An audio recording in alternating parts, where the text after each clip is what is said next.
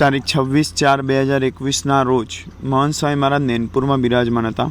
સવારે નોર્થ અમેરિકાના યુવક મંડળ તરફથી આવેલી એક પ્રશ્નાવલીના સુંદર ઉત્તરો પણ પાઠવ્યા. પ્રશ્ન પૂછ્યો કે 2018ના વર્ષમાં આપ ગઢડા હતા, કાર્યક્રમોની વ્યસ્તતા હતી, તેથી આપને તે દિવસે મુંડન સાથે ચેષ્ટા બોલી લેવાની સેવકોએ વિનંતી કરી, પણ આપે ન સ્વીકારી અને સમય કાઢીને ચેષ્ટાગાન કર્યું. તો સૂતા સૂતા 11:15 વાગી ગયા. તો ચેષ્ટા બીજી કોઈ ક્રિયા સાથે બોલવી નહીં એવો આગ્રહ કેમ રાખો છો? સ્વામીશ્રી કહે, પહેલેથી જ એવું છે, ચેષ્ટા વખતે બીજું કાંઈ કરવાનું નહીં. ચેષ્ટામાં ભગવાનના ગુણગાન આવે છે, એ તો ગમે છે.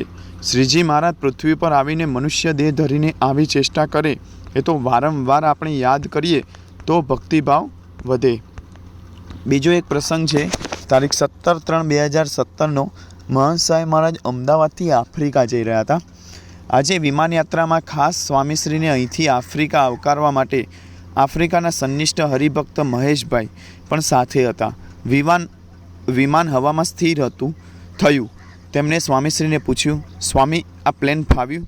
સ્વામીશ્રી વૈરાગ્યની કેફિયતથી કહે, ખટારો ગાડું બધું ફાવે. બીજો એક પ્રસંગ છે, તારીખ 8/8/2019 મહંત સ્વામી મહારાજ ગાંધીનગરથી દારેસલામ જઈ રહ્યા હતા. સ્વામીશ્રી દારેસલામ મંદિર દર્શન કરી ભોજન લઈ શિબિર સ્થળ વ્હાઇટ સેન્ડ્સ રિસોર્ટ પધાર્યા. આજે ખૂબ લાંબી મુસાફરી કરી હતી. તે સંદર્ભે સંતો સ્વામીશ્રીને વિનંતી કરતા કહે, આપ હવે આરામ કરજો. 7-8 કલાકની લાંબી મુસાફરી કરીને આવ્યા છો એટલે ગ્રાન્ડ સ્લીપ લેજો. સ્વામીશ્રી હસીને કહે, ગ્રાન્ડ સ્લીપ છે જ નહીં. આજે બપોરે સૂતો નહોતો. સંતોને અતિ આશ્ચર્ય થયું. યોગીમાનંદ સ્વામીએ પૂછ્યું, આપ સૂતા નહીં તો શું વિચાર કર્યા?